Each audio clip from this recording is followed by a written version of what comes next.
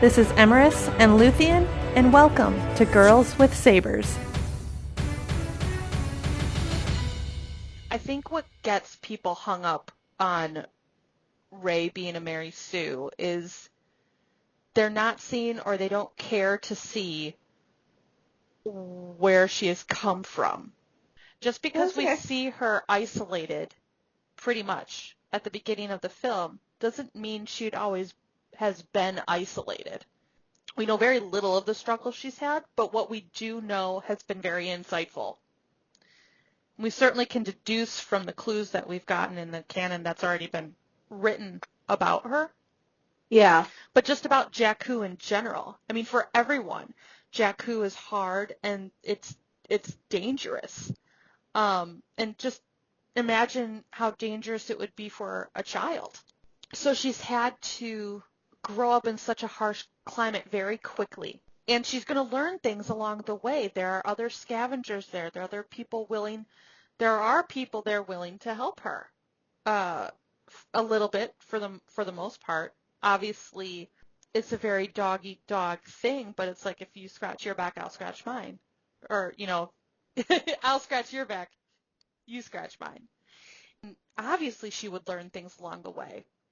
What does she have but time? She's had time to train, time to watch other people, possibly even learn a few things from others.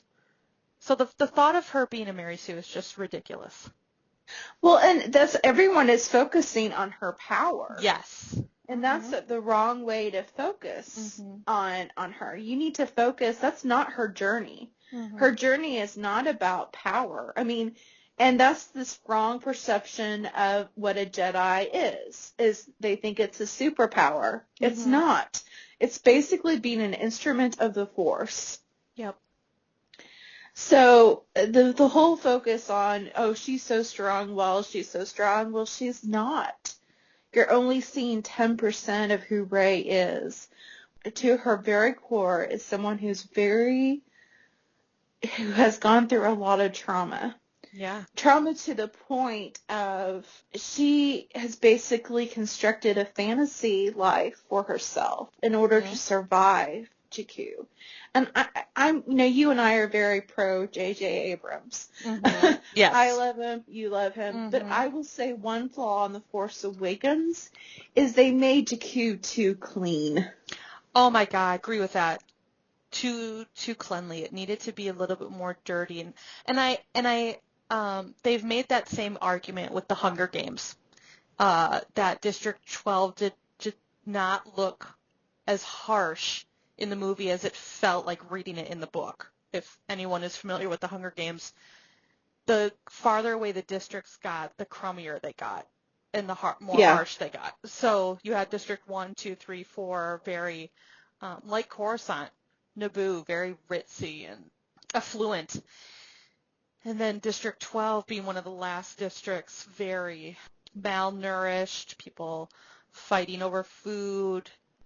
Yeah. So the same thing kind of applies with Nima Outpost and Jakku. It's not coming across as harsh as it probably should have. You can only show so much in a children's film, I guess. But as far as how dangerous it is, how malnourished she is, Disney is not going to go there. I don't think Disney would ever truly go there. No, I don't think they would go there, but as I was watching the original trilogy and even Rogue One, there was a sense in the way that they built the sets, or when Luke encountered the Sand People, that had me terrified as a child. But again, we're watching it as a child.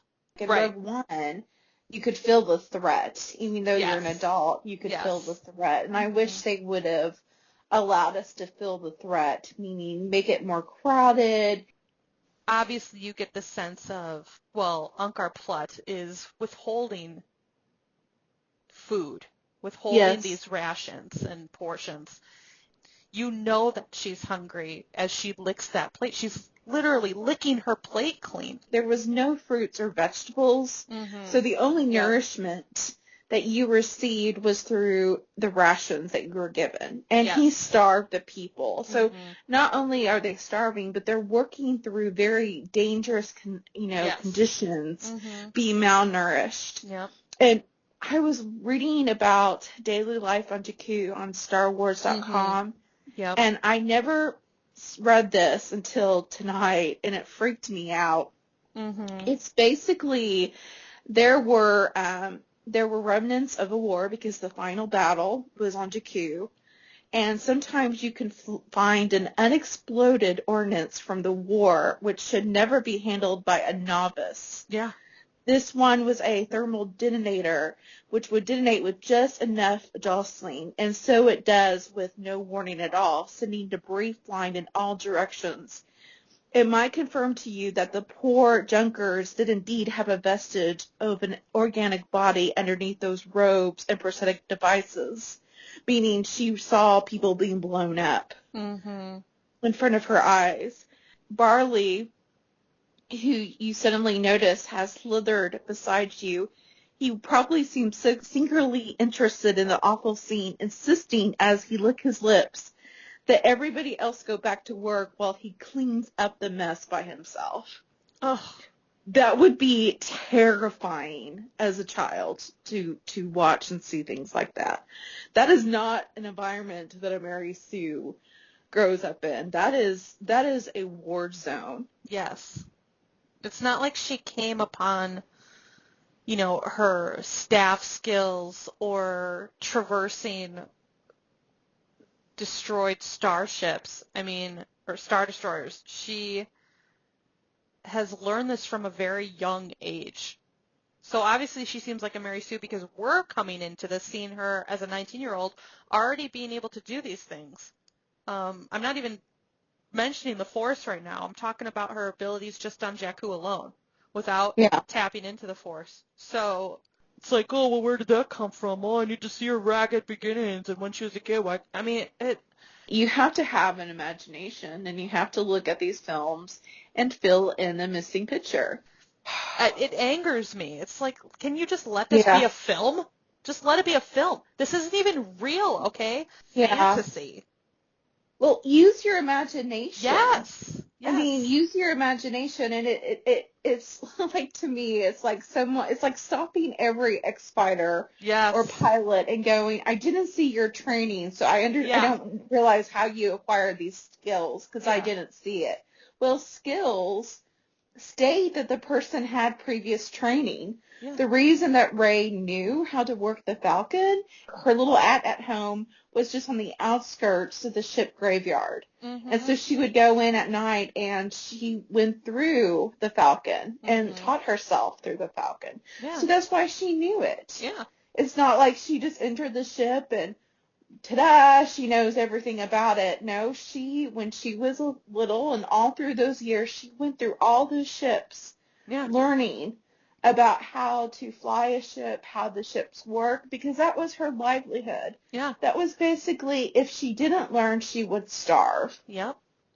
So I want to go back to, and we were talking about this last night, the word nourishment, and how literally in that little short about Jakku on the Star Wars website, it says Ankar Plutt withholds nourishment. No fruit, no vegetables. He's only giving out so many portions, if barely any, to the scavengers that bring him things, yada, yada, yada. Literally, Rey is malnourished all around. Yeah. Not only is she malnourished nutritionally, she's malnourished emotionally, mentally, to the point where she yanks her hand away from Finn. She doesn't want to be touched. So obviously, it's so obvious that she has been physically abused in some way. Yep. That can be left up to the imagination. I don't know if they're ever going to go into how much she has been abused, but just imagine that, being a young girl, and then not only are you a young girl, so you cannot defend yourself, you are now, years go by, you are a young adolescent girl, a girl coming of age, into her womanhood in a young adult life. And you have strangers and brutality all around you. So I'll let you guys imagine what could possibly happen to her. So that aside, her whole life has been malnourished. There's a reason why her AT-AT is she chose that, and it's where it is. But she is isolated because it's safe. It's away from prying eyes and people who can truly hurt her. It's so sad. And the tick marks in her, inside the AT-AT, it's so, like, that scene rocked me when I first saw it. Me too. When you see that force vision in Maz's castle, and you see how young she was when she was left, a tear rolled down my cheek. I can't even imagine. Not only was she left there, Yes. she was sold into slavery. Yes, she was sold. She was sold into slavery. Sold is, okay, people are like, she's not a slave. Yeah. Yes, she was a slave. When someone says sold, Yeah. that means you become a property, Yes. which means you're a slave. Your parents sold you for drinking money. Her parents, or whoever the heck they were paid money, currency, legal tender to not give her up, to hand her over. She was a slave at less than 10 years old. To me, I was seeing that at home, and how dusty and brown and drab it is. Like, the only amount of color was the flower that's dying and the little Where doll. have we seen that before? Yeah. Da, da, da, da, da. Yeah.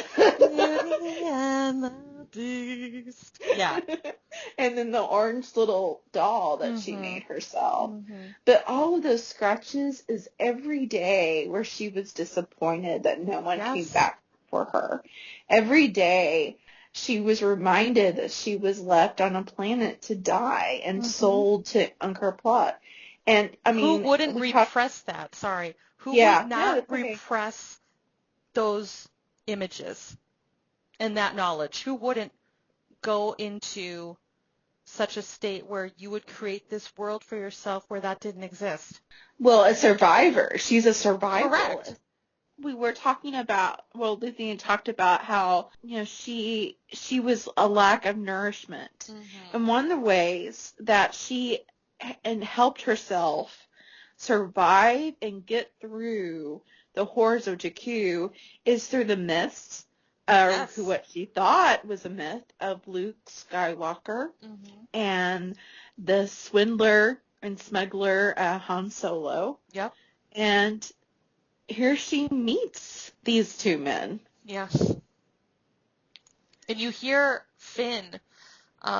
They both have different versions of Han Solo in their mind. When he and Chewie get on the Falcon, Finn goes, Han Solo the general? And she goes, no, the smuggler. I mean, she knows all of his, the Kessel Run, all of it. She knows Han Solo as this famous smuggler and space pirate, basically.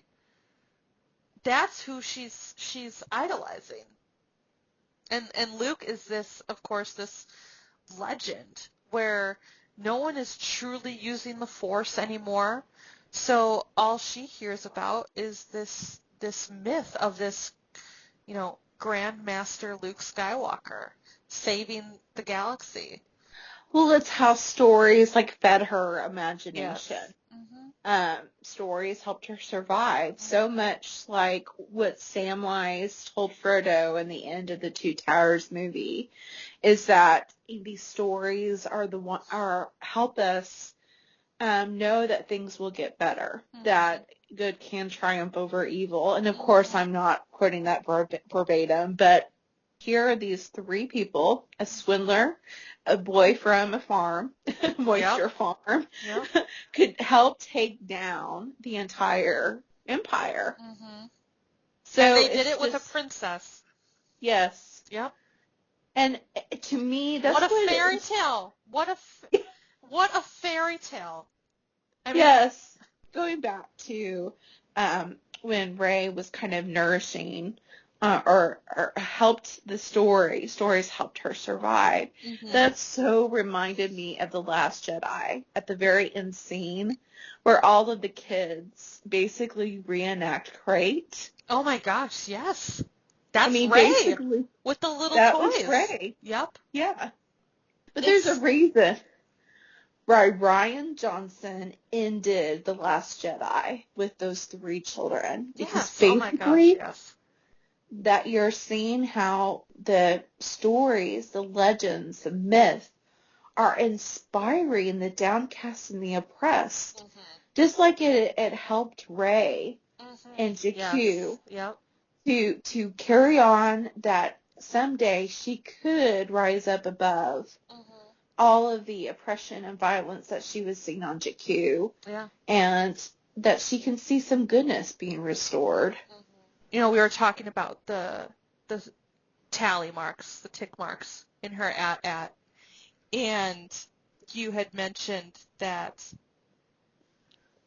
the scratch marks on the walls equal the scratch marks in her very core, in her being, in her heart, that every scratch mark not only has left an impression on that wall, it's left an impression inside her. And it's just one more moment in one more day that she had to go with her parents not coming back. So abandonment, and we discussed this, is just completely her core issue here. Just for the people who aren't big fans of Rey, listen to what we're saying. I mean, this character was completely and utterly abused. Ben Solo too. These characters were completely and utterly, and Finn. Yeah. So now you have 3 characters that have been just completely rocked from before birth until now. Ben, he's practically 30, if not 30. Rey is 19, 20, and Finn could be anywhere in between that. Even Poe. Loss is humongous in these films. Put yourself in that position. The mental trials and tribulations, physical too, spiritual too, it all boils together. These are just characters trying to freaking survive. And still, if you think it's written poorly, I think that's one of the reasons why people are not liking this Star Wars, because basically what they wanted was a superpower movie where, people think that the story of Star Wars is how you become a masterful Jedi and you can make things float and everything. Right. Basically. Yeah. Everything that Luke Skywalker tells you is, Luke Skywalker just said everything you know about my character is wrong. Right. It's about belonging and identity. Rey wants someone to show her place in all this, and she still doesn't rightly know. And she just wants a family. She wants someone to come back for her. It's a huge reason why, and Emrys said this again when we were talking about this podcast last night. You said there's a huge reason why the first words we hear out of Han Solo's mouth when he and Chewie enter the Falcon is, Chewie, we're home. Yeah. The Falcon is synonymous with Star Wars, and it's synonymous with the Solo name. It's going to play a huge part in being that Ben is going to bring Rey to.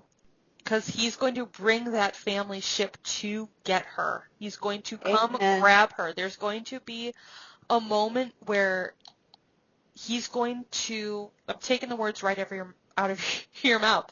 He's going to fly that family ship to come get her from somewhere, whether that be Jakku or Bantu or wherever the heck she may be. But he will come back for her with that ship. That's important. That's full circle right there. Because who left her on a family ship? Her parents. Yep. So it's her husband who will come back and put her on the family ship. The family that even when she was a little girl, she dreamt about Luke Skywalker and Han Solo. Well, guess what? She wants to be a Skywalker. You want her to be a Skywalker, Solo? Ta-da! Yeah. Here's a ring, Rey. Be a Skywalker, Solo. And get on the family ship. Yeah. It is home. No matter where a Solo was born, what planet they were on, the Falcon was it. The memories Ben has, you see that deleted scene in The Force Awakens where you see Kylo coming onto the ship and he's just, looking around. You know dang well that he's having all these visions of sitting on his dad's lap, wanting to be a pilot just like his father. Why do you think Leia left the dice for him? And Leia left that dice purposefully.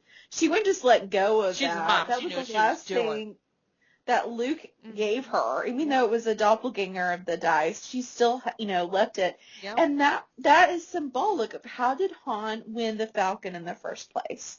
With those dice. That was Leia saying, you still have a chance to come home. That was come home, Ben. Yes, exactly. Come home and be the person that you wanted to be as a child when you played with those dice. Come home and be Ben Solo. Come home and be the best pilot in the galaxy like you wanted to be. If Leia could forgive her son for killing Han, then you could forgive him, and I'm saying you in a general sense. Like, you can forgive him too. He's getting redeemed. Yes. And as Joseph Campbell says, the monomyth is actually finding the father. So you have this journey, this parallel journey of Kylo and Rey trying to find the father. Yes. And of course, Kylo is trying to find himself. He's trying to find Han. Like, the answer is right there. You have too much of your father's heart in you. Yep. You're not born to be the new Darth Vader. You're born to be your father. Yes. I mean, that's what the dice also That's means. why we got Solo a Star Wars story. It's why we didn't get a Kenobi film. Okay, so all of the monomyth is finding the father. Okay. That's exactly what Rey is looking for. Notice that she's not clinging to the mothers of the story. She's not asking Leia to stay with Leia and train her to be a general or a Force user like Leia is. No, she is clinging to the men. She's clinging to Han and she's clinging to Luke. Just like Kylo said during their shirtless Force Bond scene. Now, I know it's hard to concentrate on what Kylo's actually saying, but what he says is like you're looking for it everywhere in Han Solo or Luke Skywalker, and I really think at that moment he is saying, why are you not coming to me? I'm wanting to be your teacher. I'm here to be your teacher. I asked you if I could train you or told you I could train you, but you're not looking to me. Luke wanted nothing to do with her. He didn't even want to be her teacher. And he said that. You need a teacher and I ain't it. Yeah. That's basically what he said, where Kylo wants to be her teacher. Yeah, he didn't say, you need a teacher and I ain't it. He said, you need a teacher, I can show you the ways of the Force. Yes. I mean, he's wanting a teacher, and I think that's why the Force bridged their minds. Snoke takes credit for it. And I just want to, sorry to interrupt you, I just want to make note that he did not say, you need a teacher, I can show you the ways of the dark side. He said, I can show you the ways of the Force. Oh, we just got our whole freaking movie right there. Go for it. Dude wants to show her both sides. It's probably been his plan ever since they met.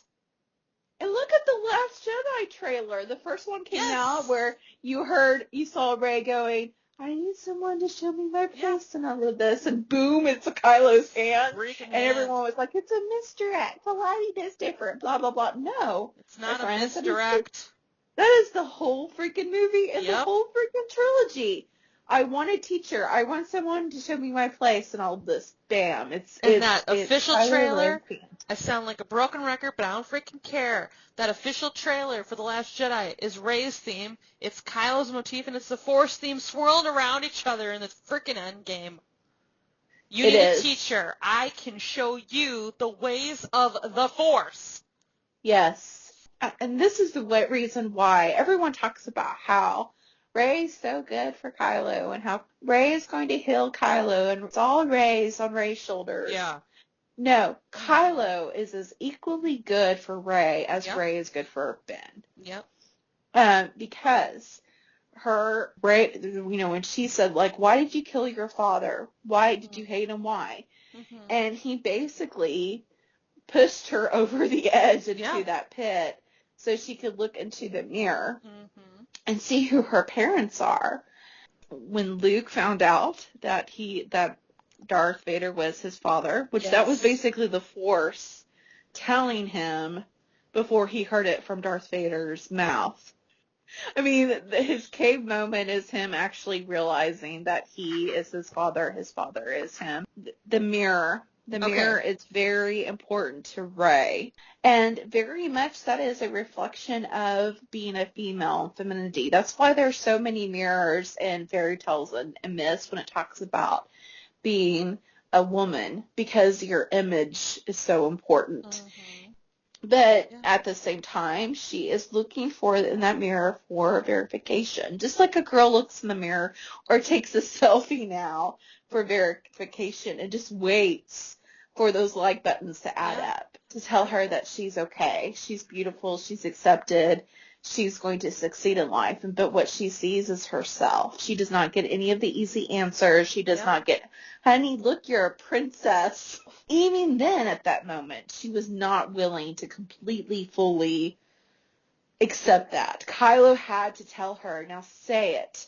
They were nobodies. Before he even said to her, you came from nothing, he made her say it. When Rian Johnson said that is the hardest thing she could hear at that moment, just how Luke, what does every little girl who looks in a mirror want to hear? You're pretty.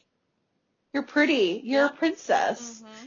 That's what every little girl in a fairy tale wants to hear. It's also why Kylo's proposal was worded the way it was. Not only is it the Darcy parallel, but it is Rey not hearing the end of she did hear the end of the statement. But what she's hearing before he said, not to me, you're nothing. You come from nothing. Your parents threw away like garbage, blah, blah, blah, blah, blah, yada, yada, yada. And then he says, but not to me. She starts at that. She's that kind of jars her out of her remembrance of my parents threw me away. They sold me. He yells at her. He says, say it. Yes. That is him in the shirtless Force Bond and in the proposal. That's why he's good for her. There's this idea that you can feed on myth, you can feed on story, but Rey went on the other end of that, where her fairy tale that she told herself when she couldn't sleep on Jakku is that her parents said to her, I'll come back for you, sweetheart. And she would say that as a way of comforting herself. Mm-hmm. And we said that in our Red Thread of Endearment video, but I think we need to press into that a little bit more. Mm-hmm. That was something that little Rey said. She couldn't go to sleep in the heat of Jakku. She worked all day with being starving hungry, being in extremely dangerous situations and environments, and probably being scared out of her little mind. Mm-hmm. So what she tried to do was think of, oh no, my parents didn't throw me away and sell me deliberately into this situation, not caring about if I lived or died. Mm-hmm. So she basically gave herself a alternative reality. Mm-hmm. And what Kylo is trying to get her to do is say, stop looking. And for substitute parents, like, that's not going to give you your identity. Mm-hmm. Both of them need to kill the past. Yes. That's sometimes what you have to do as an adult, is look at the reality of the situation, say, yes, that happened, or no, this is the harsh truth about myself, so you can change. Just like when you look in the mirror and you see your hair is a mess. Yeah. You don't just like go, oh, well, sometimes you do. I was just going to say, I'm like, But if you're going to go on a date that night. Yeah, you're not going to go, you're going like, oh my freaking God, why is this not sitting down? Exactly. And that's basically what she's doing. She is trying so hard to impress Luke. She's trying so hard to impress Han. When in the elevator, he is saying, you know, Rey, I saw who your parents are. She looks mortified at what he just said, even more mortified than when she's looking at Snoke. The fact that he knows the truth and is going to expose it to her terrifies her. And again, that's another scene I've watched continuously over and over again. And I do not believe he said it manipulatively. No. He said it like, I believe, and because of what I've seen, I believe that when the time comes, you will stand by me. Rey, I've seen who your parents are. Yeah. Or I know who your parents are. He knows what has happened to her. He knows the trials and tribulations and abuse and neglect and malnourishment she has faced.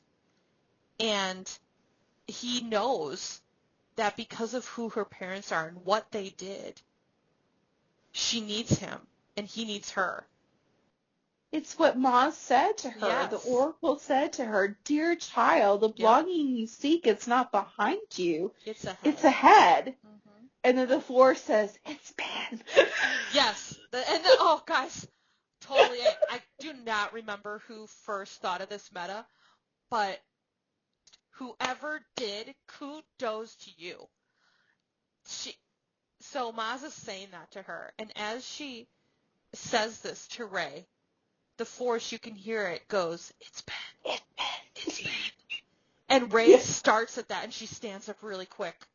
Yes. And I'm getting chills just thinking about it. Just like in The Last Jedi, where she sees the Forest tree, you can hear the Force going, save Ben Solo. Save Ben Solo. It's like, freaking A, the Force ships this. The Force is a Reylo shipper. So what, haters, now you're going to hate the Force?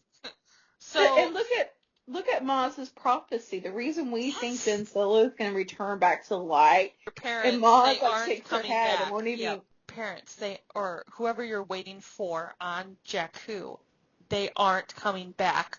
But there is someone, singular, there's someone who still could. Yeah. And she goes, Luke, and Maz does not say yes to that. You know, girl, give up on Luke. At all.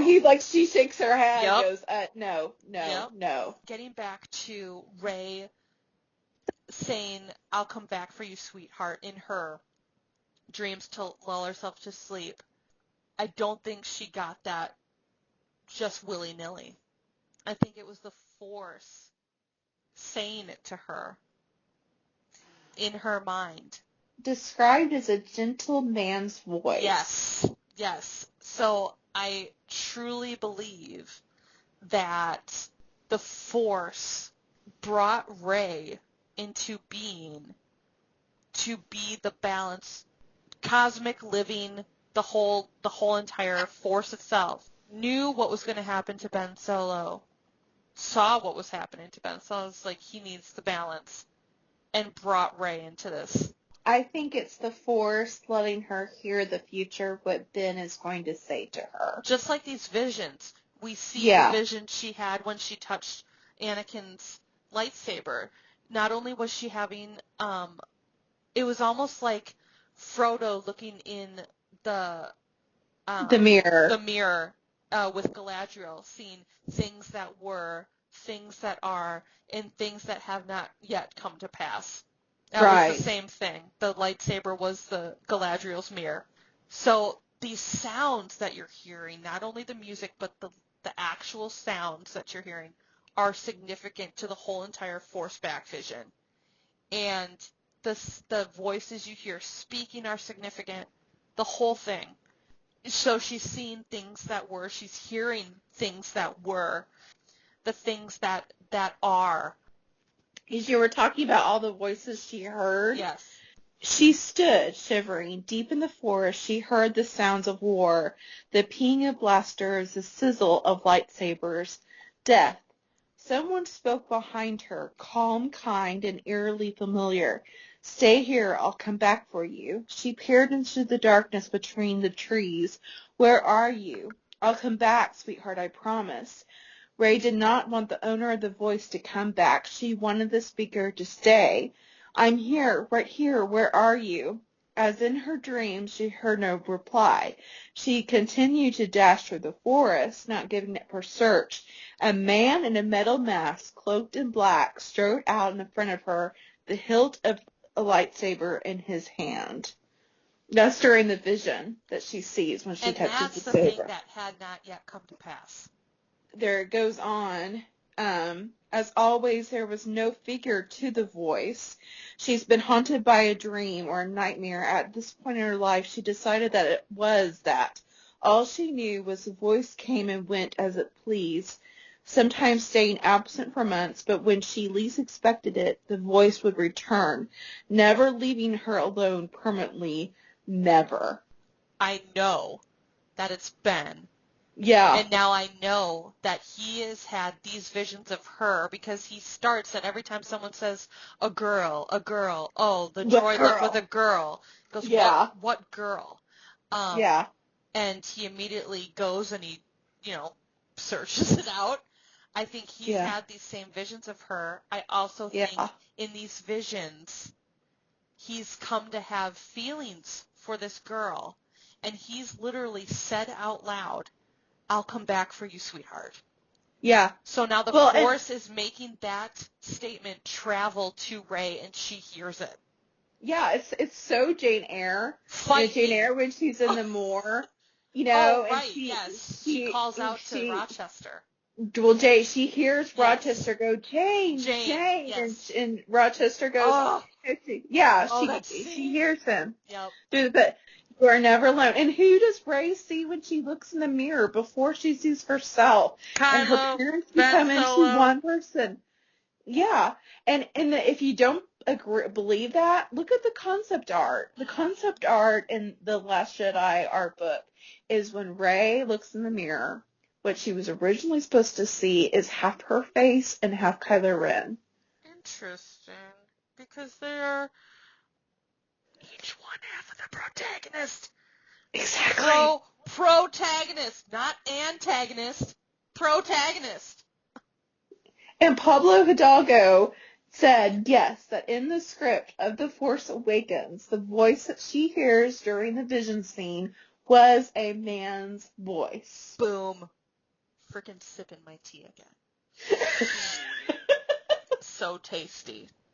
Yeah. Because it's valid and right. We've seen the new set pictures coming out. These desert areas. We're going back to Jakku for many reasons. It would be a downright dirty shame if we didn't see her at home. Ben Solo is going to find her at home, and he's going to see those tick marks in her at home.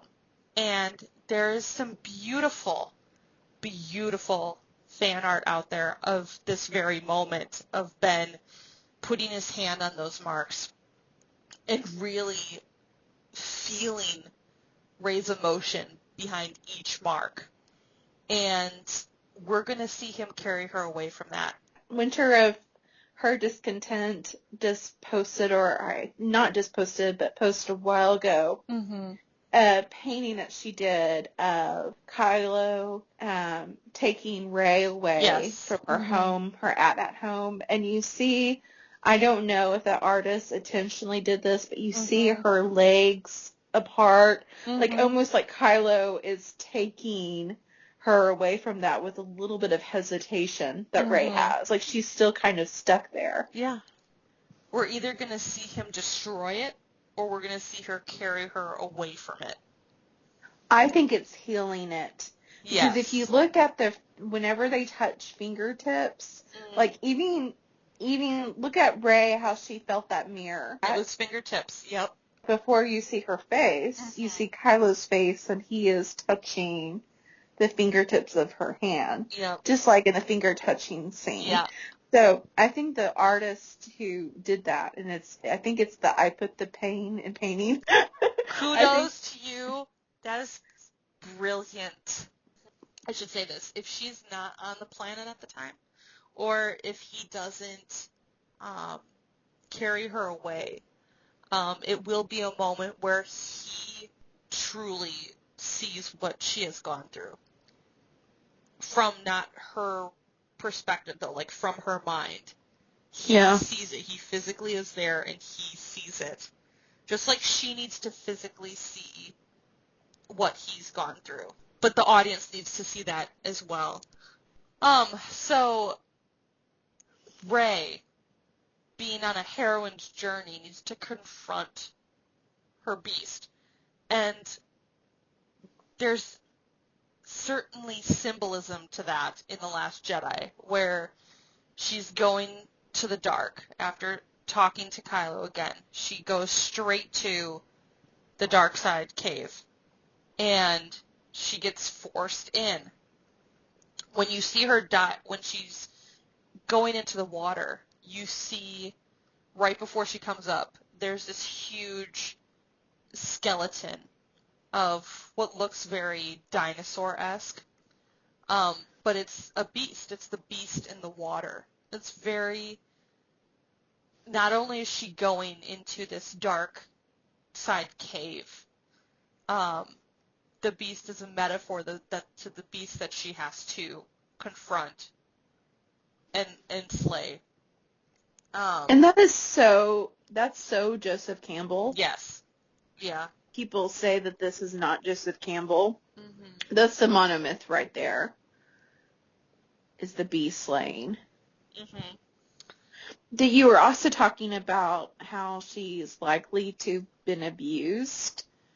Yes. I wonder if that references that kind of situation.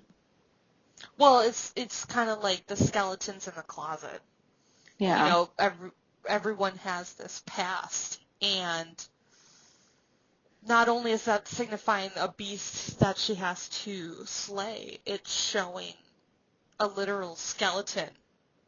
And she's going into this cave to find the truth about her parents. Well, the skeleton in the closet is that she already knows the truth. And that they sold her. And they abandoned her.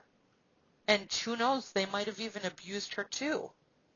One could easily assume that they could have beaten her too.